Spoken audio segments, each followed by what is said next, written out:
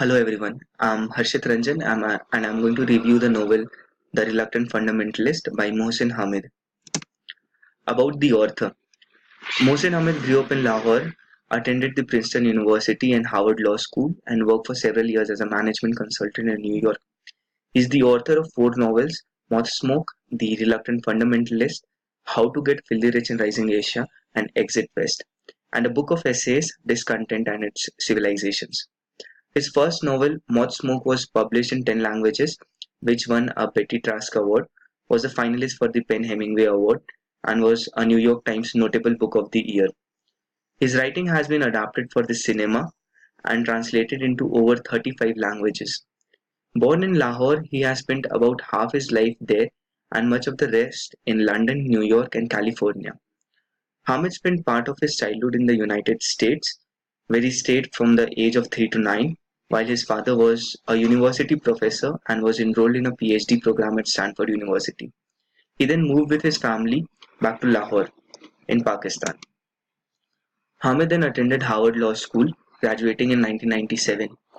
Finding corporate law boring, he repaid his student loans by working for several years as a management consultant at McKinsey and Company in New York City. He was allowed to take 3 months off each year to write, and he used this time to complete his first novel, Moth Smoke. Also, he has attended Princeton University, about which he mentions in a bit of detail in his novel, The Reluctant Fundamentalist, the novel we are reviewing right now. Mohsin Hamid currently lives, works, and writes in London. About the book. The book was published in the year 2007 by the Penguin Group. The Penguin Group holds all the rights of the book. The MRP printed in the book is rupees 761, though it is available at cheaper rates online. About the novel.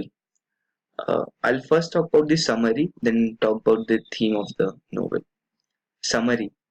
The novel is about the life of Changiz Khan, a young middle-class Pakistani boy from Lahore who is living in the US, where his life completely changes after the attack of 9/11, and he comes to experiencing this in such a way that he has to end up quitting USA and return to Pakistan, leaving behind his highly paid job and promising career.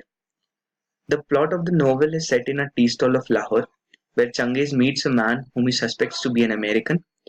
In the novel, the American has been given the name The Stranger, who all throughout the novel stays alert and suspicious. Changiz finds a weird connection with this man in himself because he's the only American he has ever met after his return from America. The story continues as Changiz goes on to tell the stranger about his life in America and the difficulties he faces as a Muslim after 9/11. Changiz told the story in great detail, mentioning all that he felt through his life events, and it is the time when the author incorporates the themes of the novels, which we'll talk about later in detail right after the summary. Uh, uh, there are a very few characters in the novel in total, precisely just 7 or 8. The actual work of the stranger and Chingiz is not mentioned in the novel and is left to the readers to assume that. Chungi suspects the stranger to be an American spy.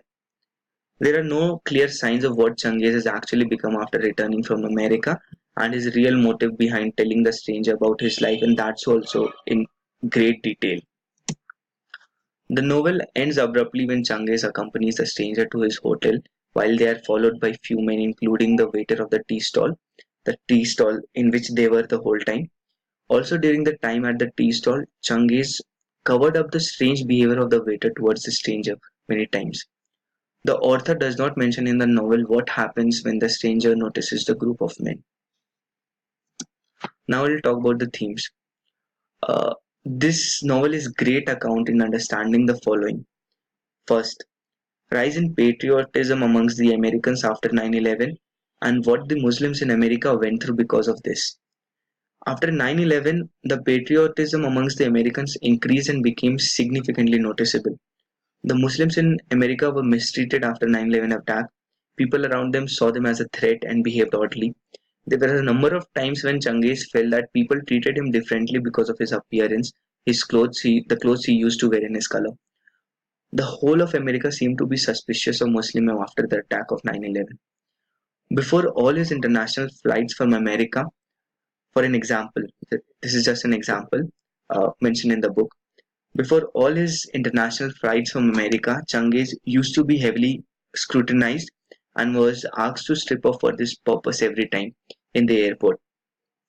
The second is racism and fundamentalism. Throughout the Reluctant Fundamentalist, from the beginning of the first page, the author Hamid shows how people judge one another based on their clothing, their skin color, and their mannerisms.